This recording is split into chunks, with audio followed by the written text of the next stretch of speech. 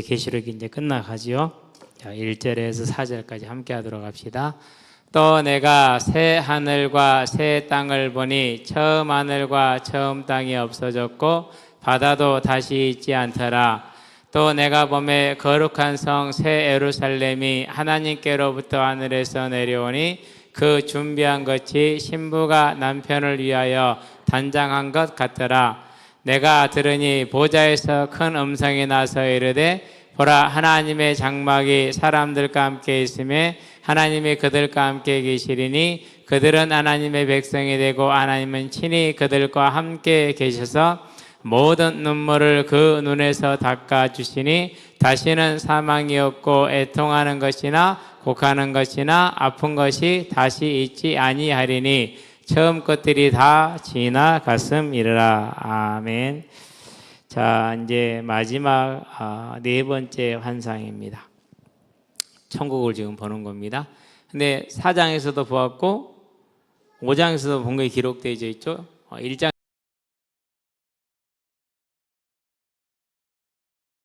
저와 여러분이 거기에 포함되어 있어야 돼요.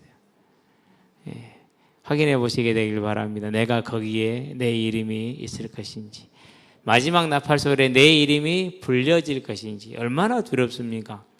안 불려지면 어디입니까? 영원한 지옥이잖아요. 그렇죠? 불려지면 영원한 천국이잖아요. 그래서 오늘 우리는 그걸 너무 소중히 여겨야 되고 그것 하나를 가지고 살아가는 겁니다. 저와 여러분이 정말 중요한 일인 줄 믿고 붙으시게 되길 바랍니다. 자, 오늘이 이제 1절, 1절 가지고 다 할 것 같은데요. 또 봅니다. 내가 새 하늘과 새 땅을 보니, 여기서는 새 니우라는 단어죠. 헬라에는 두 가지 새라는 단어가 있어요. 네오라는 단어가 있고 카이노이라는 단어가 있어요. 저도 뭐 헬라어 공부를 깊이 안 했기 때문에 잘 모르지만요. 네오라는 단어는 시간이나 공간적으로 새로운 걸 말해요. 자, 시골 살다가 서울 살기 시작했어. 새로운 삶이 시작이 됐죠. 그때는 네오를 쓰면 되겠죠. 그렇죠? 예. 시골 살다 공간이 완전히 새롭게 바뀌었잖아요. 그럴 때는 네오라는 단어를 써요. 그럼 카이노라는 단어 언제 쓰느냐? 있던 집을 허물고 그 집에 새 집을 세웠어. 안 그러면 있던 집을 대부분 부수고 다시 리모델링을 했어. 그때는 카이노라는 단어를 써요. 그러니까 예전에는 푸세식 화장실이 이제 수세식으로 바뀌었겠고, 옛날에는 선풍기가 이제 시스템 에어컨으로 바뀌고 그랬겠죠. 이걸 이제 카이노라는 단어를 쓰는데, 여기서 새 이제 하늘과 새 땅에서 새는 카이노라는 단어를 썼어요. 그렇다는 얘기는 무슨 말입니까? 기존에 있던 것을 완전히 새롭게 바꿨다라는 것이죠. 그렇죠? 이제 그렇게 보는데 5절에 보니까 보라, 보좌 앉으신 이가 이르시되 보라, 내가 마음 씁니까? 새롭게 한다고 그랬어요. 네. 그 말은 무슨 말입니까? 고장나고 부서지고 깨어진 것이 똑딱똑딱 해가지고 완전히 뭐 하는 거예요? 완전히 새롭게 만들어 놓는 거예요. 전에는 새 바가지였어. 이제는 새지 않는 아주 좋은 바가지에서 새 바가지가 된 거죠. 이것을 이제 새롭게 한다라는 거예요. 기존의 것을 뭐 하는 겁니까? 탈바꿈 시키는 것이죠. 그렇게 생각하면 돼요. 그래서 자, 새 하늘과 새 땅입니다. 물론 그렇게 중요하지 않다고 생각은 해요. 완전히 없애고 다시 만드나, 뭐 이전 것들 다시 새롭게 하나, 우리는 천국 갈 거잖아요. 천국은 천국이잖아요. 별로 중요하지 않는데, 그래도 이제 중요시 여기는 이유가 뭐냐면 성경 전체를 봤었을 때 거기에 대한 해석이 좀 필요한 부분이 있어요. 자, 두 번째는 이제 뭘 보느냐면요, 이제 하나 우리가 이제 새로운 단어 네오라는 단어하고 카이노라는 단어를 이렇게 이제 봤습니다. 우리가 이제 자, 네오스라는 단어와 카이노. 그런 다음에 이제 5절에 새롭게 한다 이렇게 했어요. 없는 것을 만드는 게 아니라 있는 것을 다시 새롭게 하는 그런 뜻입니다. 세 번째는요, 로마서 가면 8장 19절에 22절에 뭐가 나오죠? 만물의 탄식이 나오죠. 만물이 허무한데 굴복한 것은 자기들의 뜻이 아니에요. 굴복하게 하시는 이 하나님이 굴복하게 했기 때문에 굴복을 당하는 겁니다. 언제 하셨습니까? 창세기 1장 28절에 만물을 다스리며 정복하게 했죠. 누구에게요? 사람에게. 근데 그 사람이 타락했어. 그로 말미암아서 만물도 어떻게 됩니까? 타락한 상태로 넘겨져 버린 거예요. 왜? 주인이 잡혔기 때문에, 주인이 하나님을 따랐기 때문에 다 떠난 것이죠. 그렇게 됐어요, 이제. 그러니까 이 만물이 간절히 고대하는 바가 있어. 뭘 고대합니까? 하나님의 아들들이 나타나서 자기들이 허무한 데 굴복하지 않고, 허무한 데 굴복한다는 말은 무슨 말입니까? 자, 우리가 이제 돼지고기 먹을 때 죄책감을 느껴요, 안 느껴요?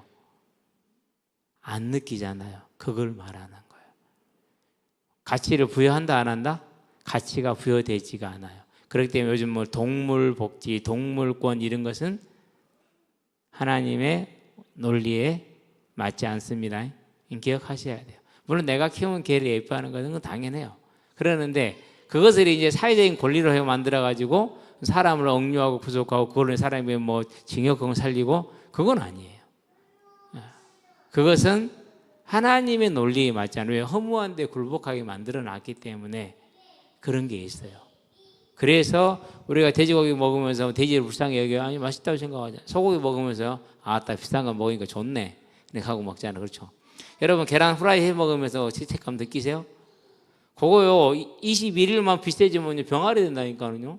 지금 위에 꽁이 알을 낳고 품었어요. 그래 부화를 했어요. 10개를 품었는데 8마리 부화를 했어요. 첫날 지나고 그 다음날 볼게 6개밖에 안 보여. 2마리 죽었는데 왜 죽었는지 모르겠어. 짐승이 들어온 건 아니에요. 죽은 사체를 보니까 그냥 지가 어미를 못 따라가서 죽은 것 같아요. 한 마리밖에 못 찾았는데. 자, 그러면은 지금 그 꽁알이요 바닥에 굴러다니는 게 2개가 있어. 근데 주스로 가지를 못해. 왜 못 가느냐? 꼭 그쪽에서 놀고 있고 그쪽 바로 옆에 또 한 마리가 포론을 또 하고 있어. 걔는 12개인가를 지금 품고 있을 거예요. 거기에다가 이제 관상닭 알 2개까지 14개를 지금 품고 있어요. 제헌절 날 부활을 하든지 안 그러면 제헌절 다음 날 부활을 할 거예요.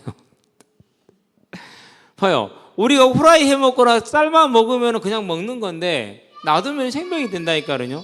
그러면은 그 계란을 먹으면 대부분 유정란 사 먹잖아요. 유정란 사 먹으면서 죄책감을 느껴요? 안 느끼잖아요. 왜요? 허무한 데 굴복하게 해서 그래요. 그러면은 이 만물이 얼마나 자기 생명이 그렇게 허무하게 된 거에 대해서 탄식을 하겠냐고요. 그래서 뭐라고 말해요? 만물이 새가 운다라고 말해. 닭이 운다고 말해.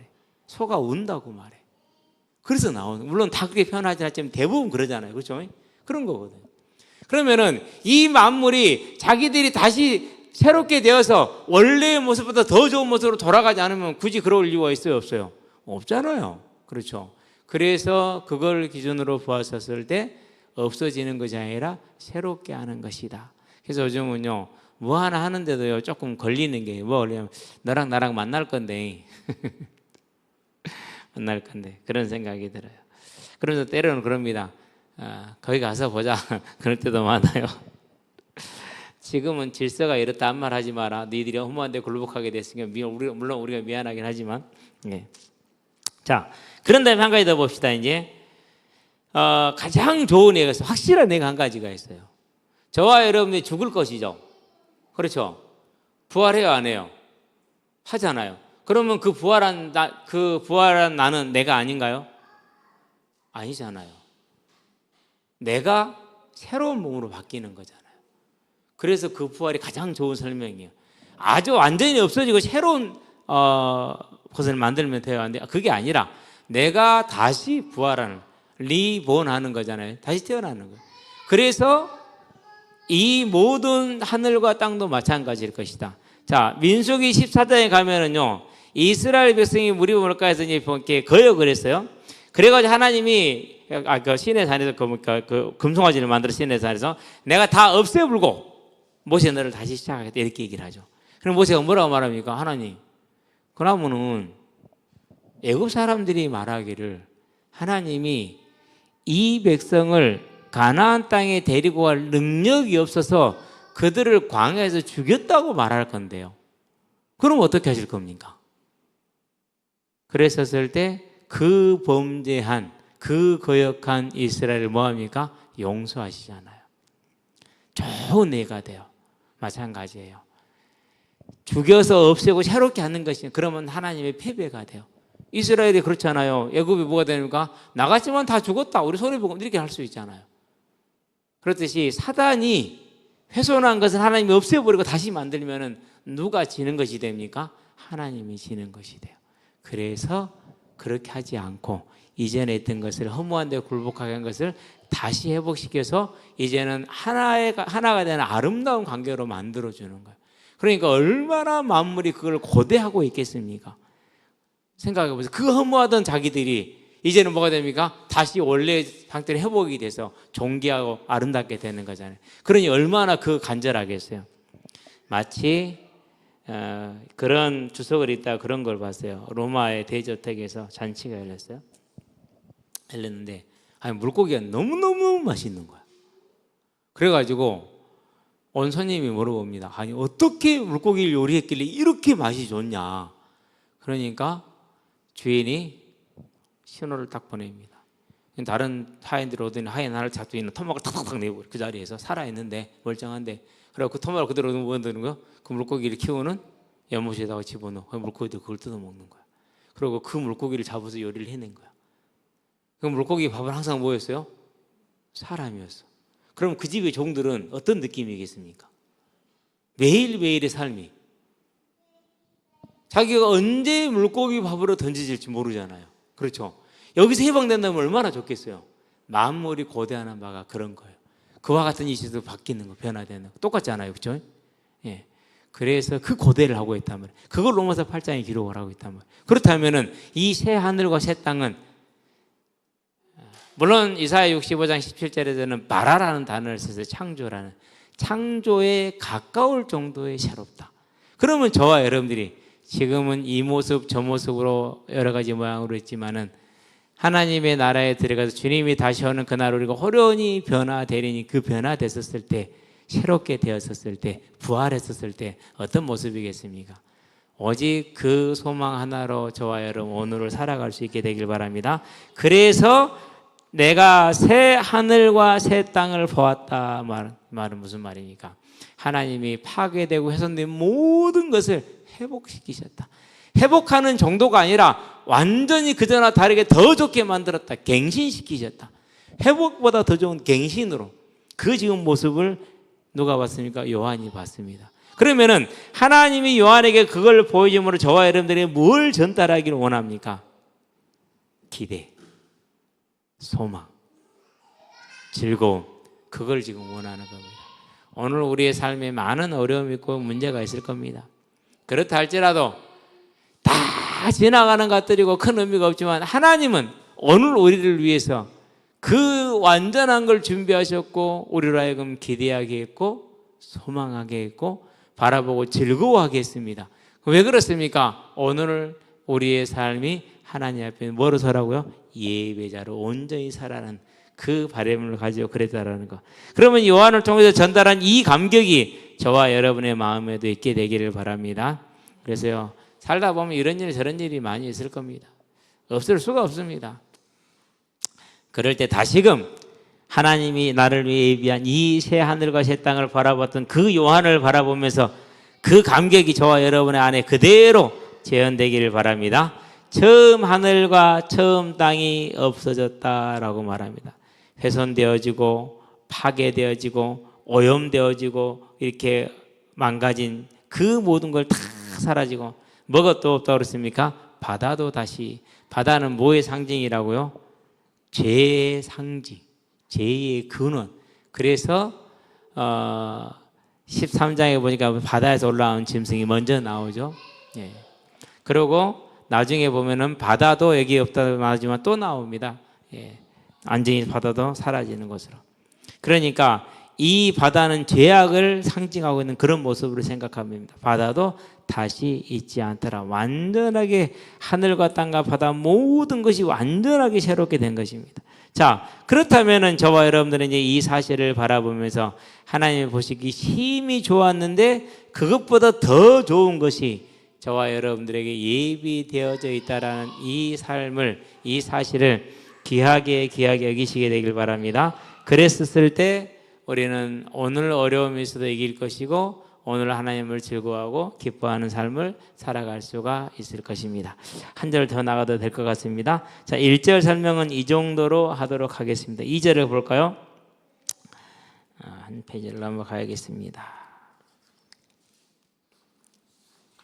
자, 2절에 보니까 또 내가 봄에 거룩한 성 새 예루살렘이 하나님께로부터 하늘에서 내려오니 그랬어요. 그 준비한 것이 신부가 남편을 위하여 단장한 것 같더라 그랬어요. 자, 그럼 여기서 이 신부와 남편은 신랑과 신부가 나왔잖아요. 자, 신랑은 누구예요? 예수님이죠. 신부는 누구예요? 구원받은 백성들이잖아요. 예. 마태복음 25장에 보면 뭐가 나옵니까? 이제 열 처녀 비유가 나오죠. 자, 그 열 처녀가 뭘 준비하고 기다립니까? 등을 가져 누구를 기다립니까? 신랑을 기다리고 있죠. 언제 올지 몰라. 그러니까 등만 들고 있는 것이 아니라 날이 셀 때까지 기다려야 되니까 예비로 기름을 가지고 있는 겁니다. 근데 다섯 처녀는 기름을 준비했어. 다섯 처녀는 기름을 준비하지 않았어. 그래도 다섯 처녀는 기름이 떨어졌어. 기름을 준비하러 가는 동안에 신랑이 왔고 문이 닫혀버렸어. 못 들어갔어. 그때 이제 말할 때 그 신랑은 예수님이고 신부는 누굽니까? 구원받은 백성 그랬잖아요. 똑같은 겁니다. 자, 그럼 여기서 새 예루살렘. 자, 계시록 4장 5장에서는 뭐로 표현됐습니까? 새 예루살렘이 24보좌로 표현되잖아요. 24보좌로. 구약의 12지파, 신약의 12제자로 24보좌로 표현이 됐어요. 그렇죠? 새 예루살렘이. 자, 그런 다음에 계시록 7장에 가니까 뭐로 표현됐습니까? 14만 4천으로. 예. 계시록 7장 4절에 보니까 뭐가 나옵니까? 14만 4천이 나오죠. 그게 뭐예요? 구약의 12지파와 신약의 12사도들, 거기에 딸려있는 수많은 족속들. 그래서 12 곱하기 12 곱하기 1000. 1000은 완전히 많다. 10 곱하기 10 곱하기 10이니까. 완전수를 13번을 곱했으니까 그게 14만 4천이거든. 그러니까 이 새 예루살렘이 4장 5장에서는 24보좌로 표현이 됐고 7장에서는 14만 4천으로 표현됐죠. 7장 9절에서는 뭐로 표현됩니까? 아무도 능히 셀 수 없는 무리로 표현이 되죠. 아무도 능히 셀 수 없는 무리로. 또 14장에서는 또 뭐로 표현됩니까? 마찬가지로 하나님을 찬양하는 무리로 표현이 되죠. 그리고 21장에서는 뭐로 표현돼서 성으로 표현이 됐어요. 거룩한 성으로. 그게 성도들이요. 또 봐야 돼. 뭘 봅니까? 요한이 그 성도들의 무리를 보았었을 때 어떤 기분이었겠는가? 거기에 누구도 있더라? 옆에 사람 쳐다봅시다. 거기에 누구도 있더라? 아멘. 그러면 요한이 그걸 보았으니 얼마나 그 감격이 크겠습니까? 구원받은 모든, 앞으로 이후로 구원받을 모든 사람들 다 본 것 아닙니까 지금? 그렇죠. 이전에 요한 이전에 아담 때부터 사람들 다 보고 마지막까지 다 보고, 저와 여러분의 마음속에 그려보게 되길 바랍니다. 아담부터 시작해서 주님 오실 그 시간 마지막까지. 근데 그 중에 나를 통해서 복음 받은 사람들이 어쩌더라? 많이 있더라. 얼마나 좋겠습니까? 예. 그럼 오늘 저와 여러분들 수고할 이유가 있고 애쓸 노력할 이유가 있는 것이죠. 그렇죠? 자, 거룩한 성 새 예루살렘이 누구로부터 나옵니까? 하나님께로부터 하늘에서 내려오니. 지금 낙원에 있는 것이죠. 영의 상태로 있는 것이죠. 육은 잠들었다고 말하죠. 그렇죠? 예. 그래 내려옵니다. 이제 이거를 마태복음 24장에 뭐라고 했습니까? 천사장의 호령과 하나님의 나팔 소리로. 예. 데살로니가 전서에 뭐라고 말해? 4장에서 뭐라고 말했습니까? 13절부터 나오는 것은 18절까지 21절까지입니까? 예. 먼저 잠든 자들인데 그들이 거룩한 천사들과 함께 내려올 것이고, 그러나 우리도 다 일어나서 만나게 될 것이고, 그렇게 표현을 하고 있죠. 지금 그 장면입니다. 그러니까 거룩한 성 새 예루살렘이 하나님께로부터 하늘에서 내려옵니다. 하늘에서 내려왔다라는 것은 공중 어딘가에 떠오는 게 아닙니다. 항상 기억하기 바랍니다. 천국이 하늘에 있다고요? 아니요. 왜 천국이라고요? 예끝이 다 지나가고 모든 눈물과 죽음과 애곡과 애통이 질병이 다 지나가고 완전히. 오늘 더웠죠? 오늘 같은 날 천국 설명하기 제일 좋지 않아요? 그 더운 데에 있다가 시원한 데 들어와보세요. 와, 이게 완전 이게 천국이지. 그런 거야. 그러니까 다 해결돼야지. 아니 오늘 정말 날씨가요, 에어컨 없는 데서 한 1, 2m만 움직여도 땀이 날 정도로. 근데 이 날씨가 지금 7월 내내 그래요.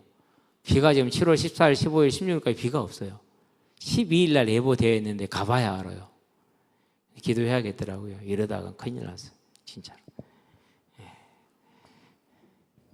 하나님이, 그것도 보통 온도도 아니야. 경험해보지 못한 온도, 35도가 일상이 돼가. 말이 안 되죠. 대구는 40도가 일상이 되겠죠. 그렇죠? 예. 그러면 이제 유럽 같은 경우는 지금 뭐 몇 도라고 그럽니까 지금? 예. 거의 50도에 육박하죠. 그럼 사람 죽어요, 진짜. 에너지 바우처가 필요할 때가 된 것 같아요. 예. 하여튼 이런 이제 더위에 있다가 시원하고 이제 딱 들어왔어. 그럼 어떻습니까? 와, 살 것 같다. 예. 우리 잼버리 때 기억나죠? 3년 전인가요? 예. 그 난리를 치고 있다. 그 더운 데서 뭐 씻지도 못하고 삐질삐질하니 있다가 시원한 교회에 딱 들어가니까 아이고 여기가 천국이네. 그때 교회가 많이 문을 열어줬잖아요. 시원하게 놓고. 그거 그러니까. 그래서 그런 의미에서 이제 하늘에서 내려온다 이렇게 표현하는 겁니다. 그 준비한 것이 신부가 남편을 위하여 단장한 것 같더라. 얼마 전에 빛나가 결혼했어요. 예쁘죠? 예. 그날 이제 우리 지원이 다 걸어 가셨는데요. 누가 그러더라고요. 지원이 보고 숨이 멎었대. 너무 멋있었대. 아, 깔끔한 진짜 핸섬하게 멋있더라고요. 근데 이 모습은 지금 뭡니까? 완전한 아름다움. 자, 이걸 뭐로 표현했습니까? 보석으로 표현했잖아요. 진주로 표현하잖아요. 12보석으로 표현하잖아요. 저와 여러분의 모습이 그렇게 바뀔 거예요. 이 아름다운 저와 여러분의 변화, 그게 뭐로 이루어진다고요? 예수가 내 죄를 대신해 죽었다는 걸 믿는 믿음으로 이와 같이 아름답게 되어진다는 것을 저와 여러분들은 알고 이 복음을 굳건하게 붙들고 이 복음을 전하는 일에 저와 여러분의 모든 것이 있게 하시게 되길 바랍니다. 나는 모든 걸 거기다 마음을 담았어. 학생도 마찬가지고 직장인도 마찬가지예요. 그랬는데 하나님이 내 모든 진로를 다 끌고 가죠. 순적하게 갑니다. 절대 어렵게 하지 않습니다. 순적하게 갑니다. 예. 그럼 뭘 보는 겁니까? 이제 어느 시간, 어느 격점, 어떤 일이 있든지 간에 그 삶은 그 하나님의 나라를 이루어가는 삶. 하늘에 계신 우리 아버지의 이름이 거룩히 여김을 받으시며 하나님의 이름이 언제나 거룩히 여김을 받죠. 나라가 임하죠. 뜻이 하늘에서 이루어지는 땅에서 이루어지는 누구를 통해서? 나를 통해서 내가 하는 모든 것이. 완전한 하나님의 나라를 이렇게 이루는 겁니다. 그럼 그 사람이 얼마나 복된 삶이겠습니까? 그런데 이제 기하이 막 이제 그걸 어깃장 놓고 깨고 갖고 막 지가 하겠다고 그러죠. 성공은 할 수 있어요. 근데 성공은 하는데 의미가 없어요. 그런 얘기 많이 하잖아요. 10억을 100억을 벌어놨어. 그리고 죽었어. 써보지도 못하고 의미가 없잖아요. 그렇죠? 벌어놨으니까 기분 좋습니까? 그걸로 끝나죠. 기분 좋은 정도로. 의미가 없어요. 그래서 저와 여러분들은요, 언제든지 간에 이와 같이 완전한 모습으로, 가장 아름다운 모습으로, 보석보다 더 나은 모습으로 변화되어질, 예약되어지고 준비된 저와 여러분의 모습을 상상하고 또 우리 주변에 있는 아이들, 학생들을 바라보게 되길 바랍니다. 그게 이제 우리가 가야 될 길입니다. 그 삶이 저와 여러분의 삶이 되기를 바랍니다. 그래서 계시록 19장 7절에다 보면 뭐라고 나옵니까? 가까이 생각 볼까요? 우리가 즐거워하고 크게 기뻐하며 그에게 영광을 돌리시 어린 양의 혼인 기약이 이르렀고 그의 아내가 자신을 준비하였으므로. 우리가 우리를 준비한다는 말은 무슨 말입니까? 오늘 그것을 알고 기대하고 그리고 기뻐하고 즐거워하고 감사하면서 애써서 하나님의 나라를 위해서 일하는 것을 준비한다고 말합니다. 우리가 뭐 할 건 실은 별로 많지 않습니다. 주님이 다 하시는 것이니까. 그런 저와 여러분의 오늘이 되고 내일이 되게 하시게 되길 바랍니다. 기도합시다.